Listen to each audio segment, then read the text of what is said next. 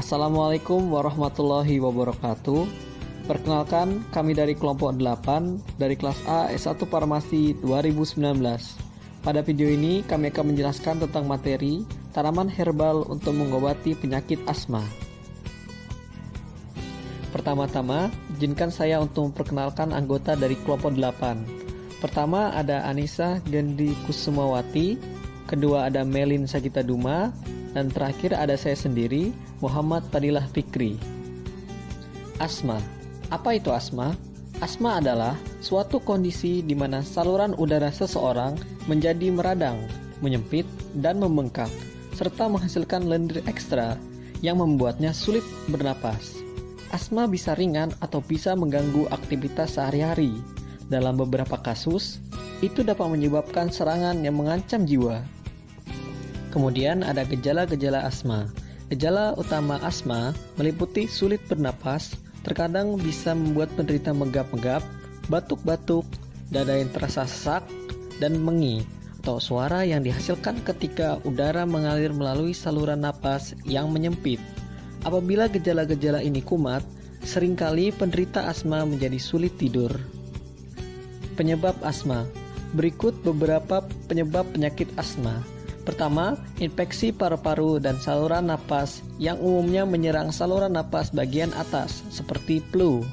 Kedua, alergen seperti alergi pada bulu hewan, tungau debu, dan serbuk bunga. Ketiga, paparan zat di udara, misalnya asap kimia, asap rokok, dan polusi udara. Kemudian, yang keempat, faktor kondisi cuaca seperti cuaca dingin, cuaca berangin, cuaca panas yang didukung kualitas udara yang buruk, cuaca lembab, dan perubahan suhu yang drastis. Yang kelima, stres dan emosi yang berlebihan, kesedihan yang berlarut-larut, marah berlebih, dan tertawa terbahak-bahak.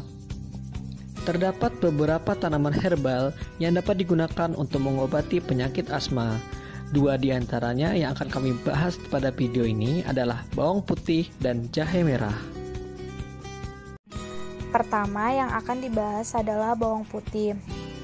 Bawang putih atau Allium sativum adalah nama tanaman dari genus Allium sekaligus nama dari umbi yang dihasilkan.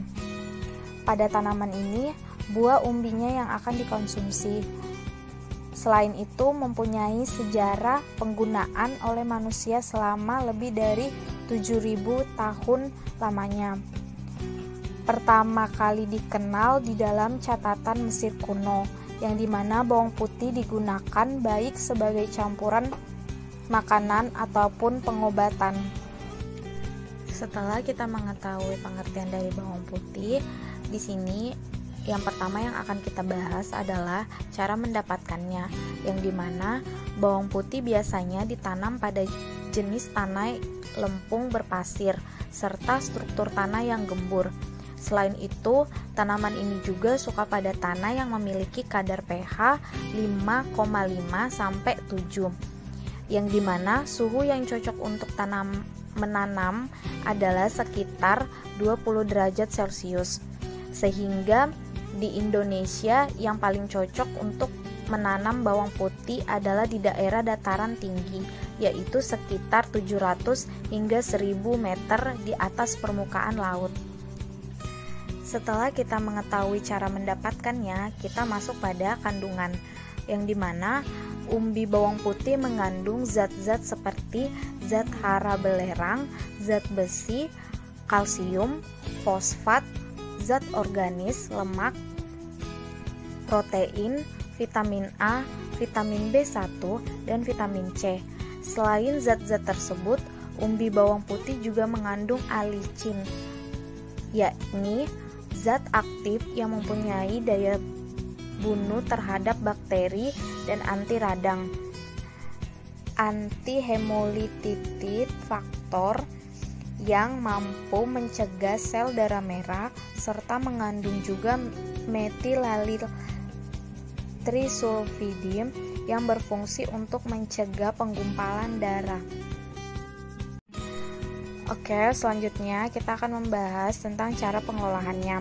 Yang pertama, Kita cukup menghancurkan 8 siung bawang putih mentah dan tempatkan dalam panci kecil panas.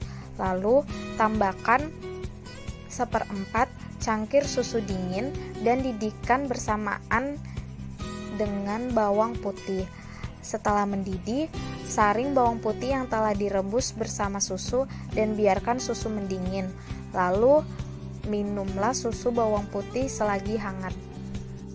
Setelah kita mengetahui cara mendapatkannya, kandungan dalam bawang putih, serta pengolahannya, terakhir kita akan membahas tentang manfaatnya, yang dimana kandungan vitamin C di dalam bawang putih berperan penting dalam melawan asma, sehingga kandungan dari bawang putih ini sangat berperan penting sebagai stimulan yang sangat baik sekali dan berfungsi untuk ekspektoran, di mana untuk mengatasi saluran pernapasan, dan senyawa yang aktif yang terkandung yaitu alisin yang memiliki efek anti-inflamasi, yaitu untuk meredakan sakit tenggorokan, sinusitis, dan gejala yang lainnya yang melibatkan masalah pada paru-paru.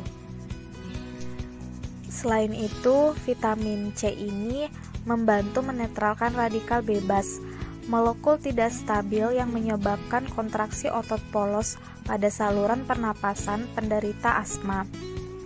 Bawang putih juga membantu tubuh memproduksi protasilin, yakni molekul lipid yang membantu menjaga saluran udara paru-paru tetap terbuka dan memudahkan pernapasan pada individu yang menderita asma.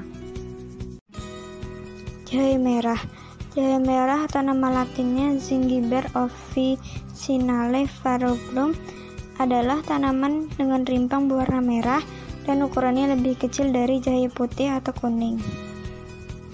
Tanaman rimpang ini berbentuk jemari yang bergelembung.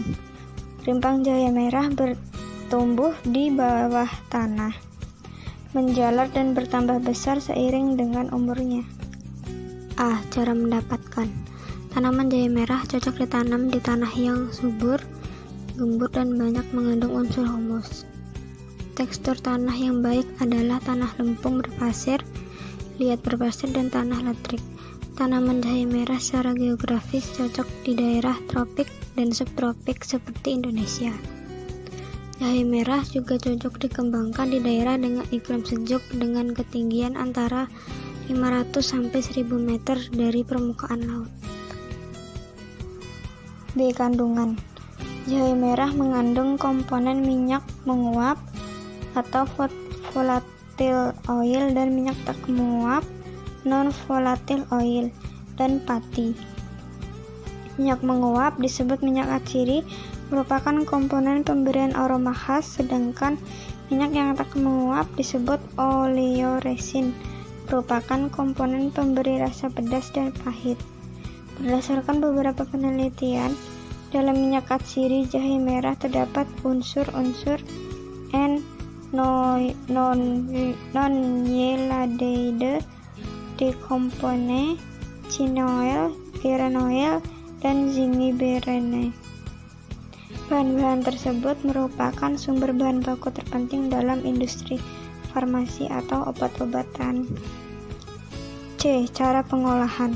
Cara pengolahan jahe merah untuk mengatasi asma adalah dengan cara mengambil rimpang jahe seukuran ibu jari tangan, dimemarkan, lalu direbus dengan 1,5 gelas air hingga tersisa 1 gelas, lalu diminum sekaligus.